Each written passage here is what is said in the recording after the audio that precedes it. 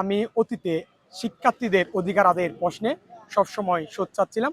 তো আমার সেই ধারাবাহিকতা অব্যাহত রাখতে চাচ্ছি। তো আশা করি শিক্ষার্থীরা সচেতন, তারা অতীতে তাদের পাশে কে ছিল সেগুলো বিবেচনা করে আমি এবং ছাত্রদলের প্যানেলকে তাদের রায়ের মাধ্যমে ভোট দিয়ে জয়যুক্ত করবে।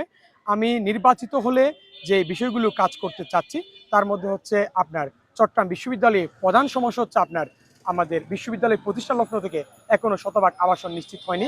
তো আমাদের যেটা প্রধান প্রায়োরিটি দিব আমরা হচ্ছে সেটা হচ্ছে আপনার শতভাগ আবাসন নিশ্চিত করা, এবং যতদিন শতভাগ আবাসন নিশ্চিত না হয় যেন দূর দূরান্ত থেকে আসা শিক্ষার্থীরা যারা ফ্ল্যাট কটেজে বসবাস করছে তাদেরকে, সেই অনাবাসিক শিক্ষার্থীদেরকে যেন আবাসন ভাতা প্রদান করা হয়।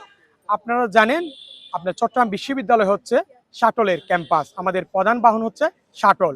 তো কিন্তু আমরা খুব দুঃখের সাথে লক্ষ্য করলাম আমাদের শাটল হচ্ছে এক লাইন, যেটা আমরা বিশ্ববিদ্যালয়ের প্রথম বর্ষ থেকে আন্দোলন করে আসছিলাম যেন ডাবল লাইন চালু হয়, আপনার বগি বৃদ্ধি করা হয়।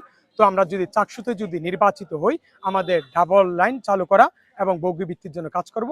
আপনারা জানেন আমাদের চট্টগ্রাম বিশ্ববিদ্যালয়ের মেডিকেল সেন্টারকে বলা হয় নাফা সেন্টার। আমাদের সকল রোগের নিরাময় করা হয় নাফার মাধ্যমে এবং অ্যাম্বুলেন্সের খুব স্বল্পতা। তো চট্টগ্রাম বিশ্ববিদ্যালয় মেডিকেল সেন্টারকে যেন পূর্ণাঙ্গ সেবা দেওয়া যায় সে বিষয়ে আমরা কাজ করব। আমাদের বাংলাদেশের অন্যান্য পাবলিক বিশ্ববিদ্যালয়ে টিএসসি থাকলেও আমাদের চট্টগ্রাম বিশ্ববিদ্যালয়ে টিএসসি নেই, যাতে এটা আমাদের খুব দুঃখজনক। আমরা টিএসসি নির্মাণের জন্য কাজ করব।